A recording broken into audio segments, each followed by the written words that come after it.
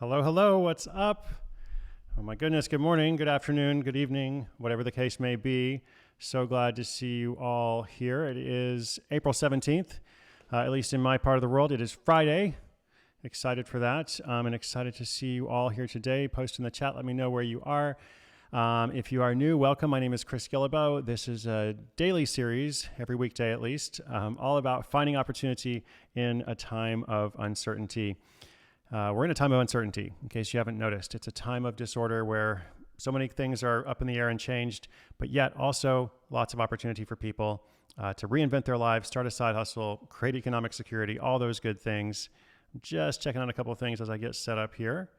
Was having some issues this morning with the software, and this one was not my fault actually, but I saw online that a lot of other people were also having trouble with streams. So if for some reason, technical note, if for some reason the stream goes down and crashes, I'm going to attempt to come back, of course, and we'll try that like once. If for some reason it crashes multiple times, I want to make sure I respect your time, and so we will just take a miss and come back Monday. But so far so good.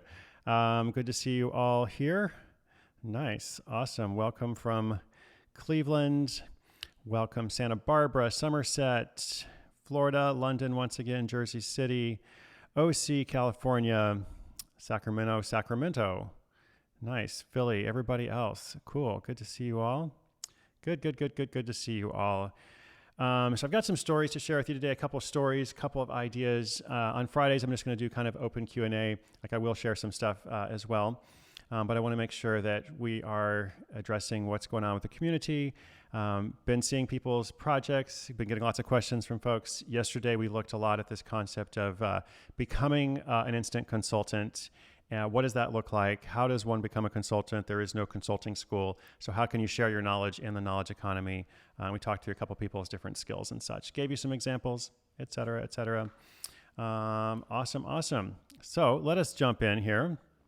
Great to see you all here. And by the way, about the comments, if you're new or if you're not, I try to look at the comments periodically. I try to teach for a few minutes, have some conversation, and then go back and forth. So feel free to post a question at any point, especially today since we're going to do open Q&A, but really any time is fine. Question, comments, etc.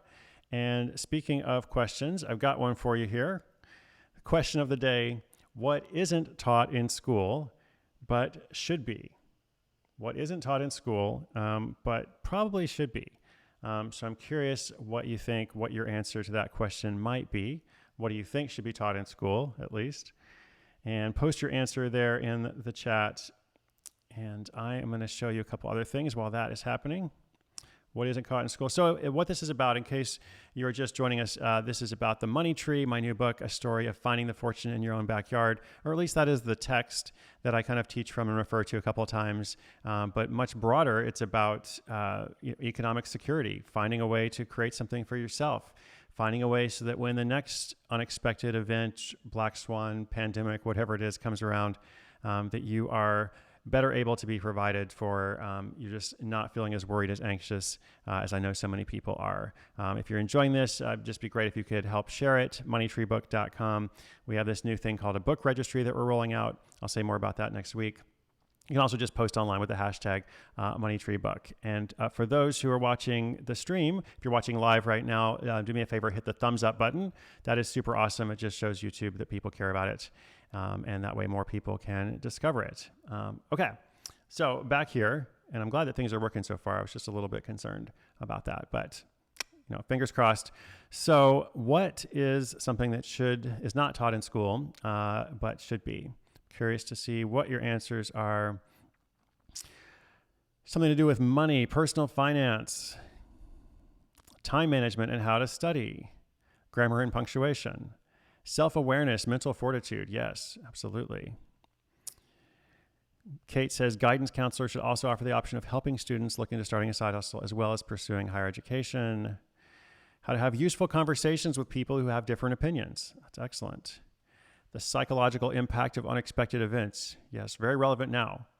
All of a sudden, a lot of people are saying personal finance. I think that is definitely a great example. That's always like my go-to. Like, why is personal finance not taught? Like years ago, you used to be taught things like how to balance a checkbook, which I guess is somewhat helpful, but these days most people don't have checkbooks, so there's a lot of other stuff with that. Caitlin says, emotional skills, knowing and embracing your natural strengths, gifts, etc., to bring to the world. Knowing where you're not as strong and being okay with that, so you know when to delegate. So you know when you delegate. It's great. And David says entrepreneurship and business, starting in elementary school. That's good.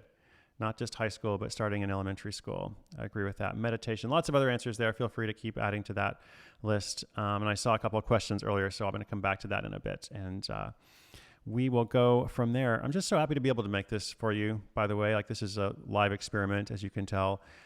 Just started last week. Today is day number 10. Saw the other day that we have 2,000 subscribers so far, which is not a huge number YouTube-wise, but to just start, it's pretty good, and I'm excited to see what we're going to build together. So let us go back over here and let's see what we're going to do, and let's see if it works. But feeling good. All right, so daily lesson, day number 10. This is actually not going to be a daily lesson. It's going to be a couple of stories, a couple of ideas, and open Q&A. All right, so let's start with, let me see if I can do something. We're going to see if it works. I'm going to hop over here. I was worried this is what was causing things to crash earlier, but perhaps not. Instagram photos. There we go. Okay. So I want to talk about this business, Argamon and Defiance. This is their Instagram page. I profiled this person on Side Hustle School a while back. So she is a textile designer in St. Louis, making all kinds of different things, clothing, jewelry, etc. And the business was going okay, not bad. But then she had the idea in February this year, I believe it was, to open a retail shop. So retail shop in February, as you can imagine, the timing right before COVID-19 kind of took over the world. And not only was it going to be a retail shop, but it was also going to be like all of these in-person workshops, classes, etc. So I heard from her, I got this nice email from her, just kind of talking about what she's doing and how she's approaching this time and this challenge.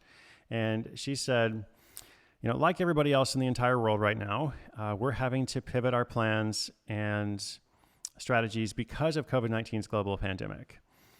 We closed our shop to the public in early March, and within a week, we had a brand new website up that was shoppable. And the new business is called Cozy Shop. That was the retail store and now the website. Cozy Shop is also a makerspace where we host a lot of workshops and community gatherings, so we had to shift that idea too. We turned our workshops into kits that can be shipped right to our customers' homes so that they are healthy and crafting at the same time. Then for my other business, Argamon and Defiance, we pushed up the release dates of a few of our favorite designs. We were preparing for a big spring and summer sale where we do all of our pop-ups and festivals, and all of those were canceled since we no longer had to travel. We no longer could travel. I did a huge online push about the new products, and the quick pivot paid off. We sold through all of our inventory in a little over a week, and we continue to bring in amazing sales.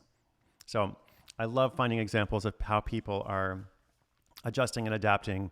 It doesn't mean that a lot of businesses are not struggling. A lot of businesses are really, really struggling right now. But as I try to point out often, so much is outside of our control. I think the key is trying to figure out what is within our control. What is the 1%, within our control, or 2%, or whatever it is. I had a good conversation this morning with Don Miller, who's the author of a number of books. Actually, I have one of his books here. This is his latest book, Marketing Made Simple. There it is. You can see it. He's been a friend of mine for years, and we were talking about like an internal locus of control versus an external locus of control, and how when you choose to focus on what you can focus on, first of all, acknowledging that there's so much that you can't, you're actually going to be much more impactful. You're actually going to be much more effective on those things that you're able to influence and change. So I want one more here. Let's see here. One more here. Okay, so I got another email from Susan I wanted to share. And I see those comments there. That's great. I'll come back to that. So Susan, this was interesting. So this was a kind of a story/question. We're using this on Side Hustle School, by the way. So if you follow Side Hustle School, you might hear this in like a week or so. But I thought it was so timely, I wanted to share it with you as well. Online art classes. So Susan wrote and said, a couple years ago, I started teaching art classes at a local community center. I have now retooled that into twice daily art classes online. It's going very well, but here's our concern. Once the pandemic is over, I imagine people will be going back to their once a week art classes. So how do I reimagine this concept so that I can keep doing it after the pandemic is over? Or do I need to scrap it and go back to something different? Okay, so really interesting question. I'd be curious to know what you think about it. Basically, she was asking, I think she also used the phrase like pandemic boost or the corona bump.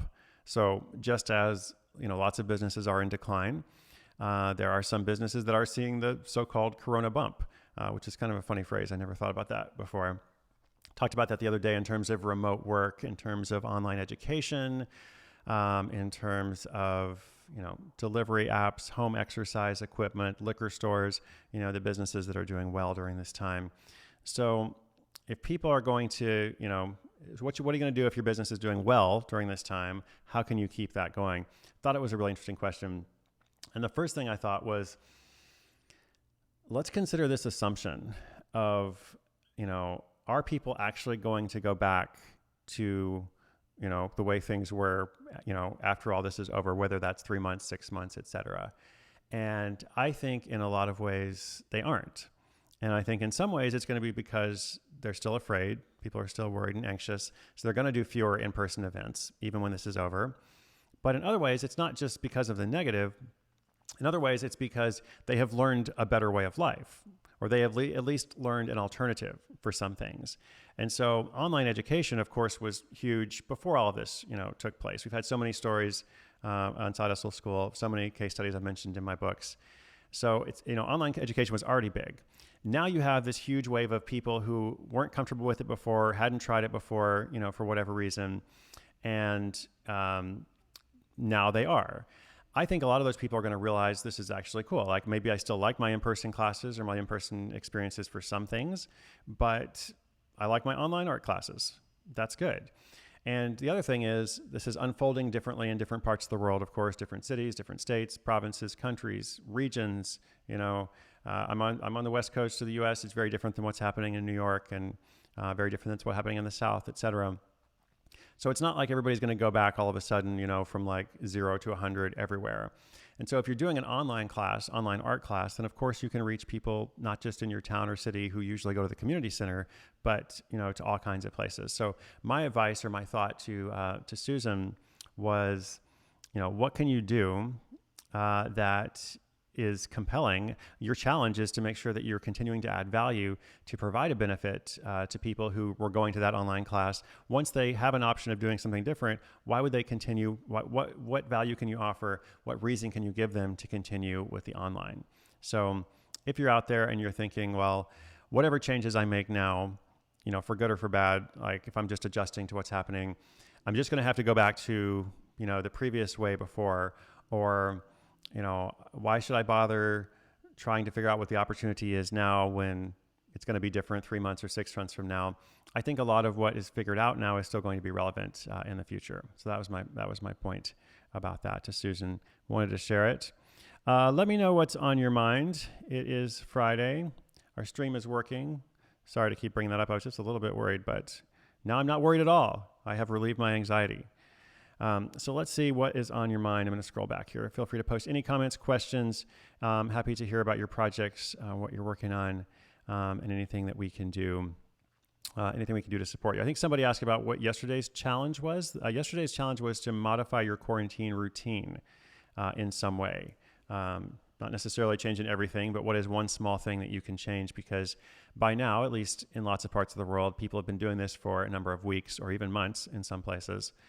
So at first there's a lot of adjustment, but then you probably settle into something. And some of what you settle into is good. It's like a good habit. It's good. It's, healthy or positive, but maybe you also settle into something that could be changed or adjusted. So that was yesterday's challenge. And I think the day before we were also talking about, what is the random topic that you know a lot about? What is the thing that you know either everything about or a lot about? And could that perhaps then connect to the income generating project that you built during this time? And yesterday was all about the becoming an instant consultant. I heard from a lot of people who are interested in everything from Star Wars to biblical studies, to both of them together. And I'm really curious to know what people are going to do with that. So 3GXD says, how many days will this series be? I don't know. I haven't made a set commitment. Like when I started Side Hustle School, I was like every day for a year. With this, I don't know. I haven't said it's going to be, I've said I'm going to be here for the foreseeable future, as long as this is relevant, as long as we're in this time together, broadly speaking. So it's going to be at least another couple of weeks, if not longer. We will see after that. Lots of unschoolers out there, more people mentioning more people mentioning finances and fun things. Oh yes, Caitlin had my answer for me. That's right. I love how you guys are answering my questions for me. This is great. I'm like, oh, I don't need to say anything about that. That's good. Renuka, can one turn a marketable skill or a freelance skill into a full-time business like an agency or a studio? I'm sure you could. I mean, an agency or studio is just a structure. It's just like how you are organizing how you are going to deliver services to someone. So, once you have that marketable skill, then the next question is, how am I going to deploy that skill? What is the product or service that it then becomes? How do I reach the people that I want to serve? And then maybe after all that, it's like, is it just going to be me? Am I going to create an agency or a studio? And if your goal from the outset is to create an agency or studio, then that's fine. I tend to work with a lot of people who don't necessarily have that goal. They're just trying to get off the ground. They're trying to make their first $1,000, their first $5,000, whatever it is, and then go from there. What is the email address you can use to write me? You can just go to my website, chrisguillebeau.com, and there's a contact page there. You can write me. What's the fastest and simplest way to start a podcast? Technically, from Auna. Sorry if I say that name wrong. AUNA.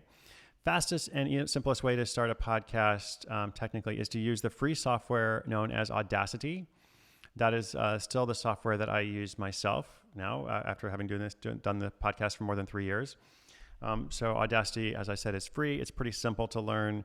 And then you need a host. You need a place to go and put your podcast, which a good resource for that is called Libsyn. I'll post these links afterwards, but just Google that, Libsyn, Libsyn, I think. And from there, they can publish it to Apple Podcasts and all the other podcast feeds. So when you said technically, you need software to record. You need some kind of microphone. Like this is a pretty decent microphone here. It cost about $400. But you can get a good microphone for less than $100. That's totally fine for starting. And then you need the host to distribute it. Obviously, there's more to do with starting a podcast, but to answer the technical question, that's what you need. Caitlin said, oops, I scrolled wrong. Yesterday's challenge, I started doing a dance workout from YouTube this morning to get some cardio and body moving. That's fun. Like some from Pop Sugar. I need to do some more at-home workouts. Vin, am I still doing website reviews? Yes, send me your website. Let's review it. Absolutely. KS, I'm famous for maintaining streaks. Yeah, for better or worse. We have a streak going here. I don't know that it's going to go for 1,000 days, but I do want to show up and to be a presence. With the flood of businesses going online, what recommendations do you have for attracting followers to our newly created websites or even splash page versus a website? Yeah, I mean, a splash page is still a website. Like I think what they mean here is a splash page, like a landing page, but that's still a website. It's like somewhere you go and you type in a URL and you go to that page or a website. With the flood of businesses going online, what recommendations do I have for attracting followers? So I would love to hear other people's tips for attracting followers.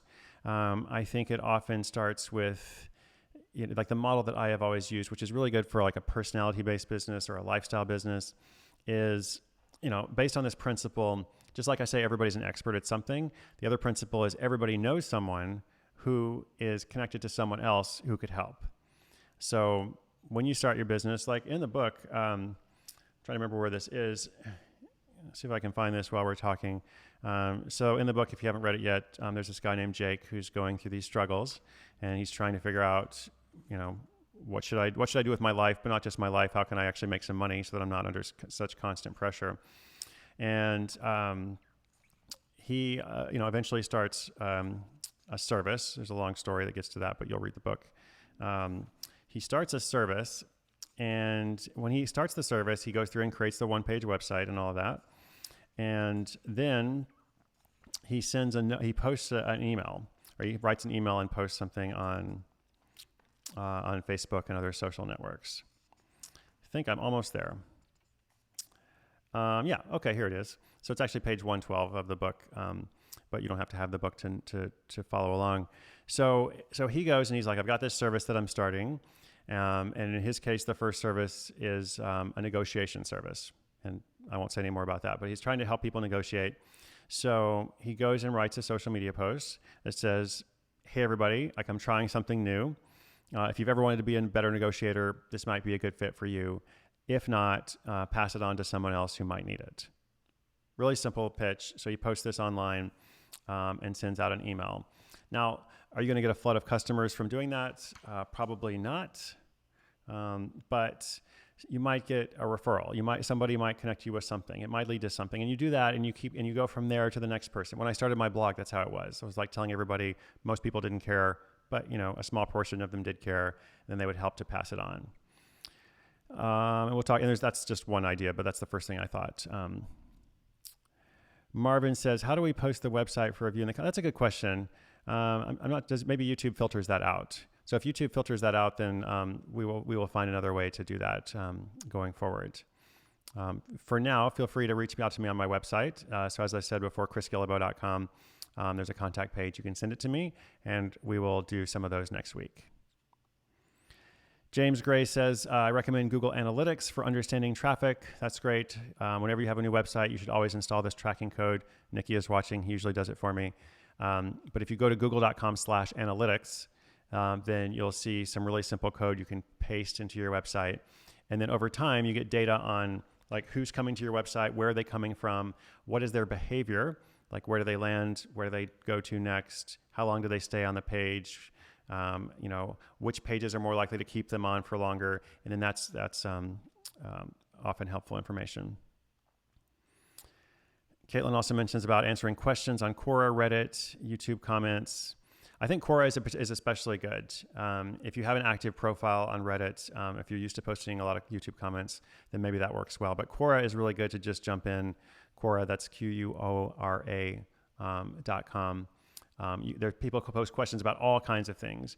And if you post some really helpful answers, then you can include a link to your site. Hey, come here to learn more. It's not considered excessively promotional as long as you're actually answering the questions. That's actually a really good strategy. I've seen some good success come out of that. For podcasts, screencasts, video streaming, etc., free tool called OBS Studio, which is relatively good. That's what I'm using right now. I like how Glenn says relatively good because that's what was having problems earlier today. But thankfully, it's not having problems now. That's great. Just scrolling here a bit. So do you all have a task? Does everybody have a task for the weekend? Do you have something that you're going to work on? Do you have something that you're going to come back with? This is not the daily challenge, but this is just an open extra challenge. Do you have something that you're going to come back with on Monday? I will tell you what mine is as well. Just scrolling. If you don't already have an existing following, Doodle Reads asks, is social media still an effective way to reach customers without having to pay for sponsored ads? It can be, depending on the business. Like the one I was talking about before, Argamon and Defiance. So she's a textile designer making clothing. Instagram is a perfect platform, for her. She didn't have a platform when she started, but she just started. She started posting photos. I assume she had a personal Instagram that she posted on and said, hey, everybody, I'm starting this business. Come check it out. So it can be. And I don't think you should actually pay for sponsored ads, especially in the beginning. It's more important to build your profile and make sure that you actually have something that converts. It doesn't do any good to buy a bunch of ads for a product that doesn't convert because then you're just wasting your money. All right. So do you have a task for the weekend? Let me know that before we wrap up. I'll give you my daily challenge. James mentions a couple of other resources there. Good. Daily challenge. Okay. So we talked yesterday a lot about this concept that I'm going to come back to you more next week. Instant consulting service. If you don't like the word consultant, you don't have to think about that too much. It's more just like, how can you share your knowledge? What is it that you are an expert in? And how can you find a way to impart that knowledge in the form of a product or a service? Or there's some other options as well, like reselling, affiliate stuff, et cetera. But most everything falls under a product or a service. So I am curious if anybody's already done that, or if you would like to take that on for the next couple of days. Think about one way you could offer an instant consulting service. I'm trying to remember what else people mentioned yesterday, because they mentioned all kinds of stuff, from like gardening to blockchain to, I don't know, all kinds of other things. What is some way that you could then, offer an instant consulting service or translate that knowledge into, as I said, a product or service? That's your challenge. In addition to whatever you came up with, what are you going to do this weekend? What's one thing you're going to do? Weekend task, Kate says, posting for sale several of the hundreds of books my BFF no longer wants. I love that. That was also a big part of the money tree when Jake started selling his textbooks. I used to sell stuff online long ago, and it led to a lot of other things that came later. Doodle Reads is going to finish a couple more pages from my next book. From Doodle Reads' next book, not from mine. Good work. Let me know how that goes. Neil is setting up an online meeting template for my patients since I can't see them in person due to COVID. That's a great way to adapt there. Rachel is going to figure out how to use Instagram to increase her sales and get more followers. And Marcella is working on an app prototype for people in quarantine. And then here's a question as well from 3GXD. If we have a skill that we haven't done in a while, do you recommend brushing up before you offer your services, or is it okay to charge low while simultaneously getting your feet wet again? Okay, that's interesting. I guess it just depends on what the value of the service is. Like, are you comfortable enough with it to teach some part of it? Sometimes when you're an expert at something, your knowledge is actually like far beyond other people. So you may think, oh, I need to brush up, but what people need to learn from you is actually pretty basic. So you could go ahead and teach it. Or if you really do need to brush up, then that's fine. I don't know about the whole thing of like, let me charge low for a service that I don't really believe in, or let me charge low for something I think I'm not that good at. I think, you proceed with confidence when you are good with something. And, if you're charging low or giving something away for free in the beginning, just to get some experience, that's okay. Or to get recommendations or reviews, that's okay. But before long, you should plan on raising the price, so that your customers don't expect it to always be whatever you started at, and so that you don't actually get used to that. That's what I think. So my weekend task is, so I've been enjoying this show, of course, but there's a couple things I've wanted to do to mix it up and to make some improvements.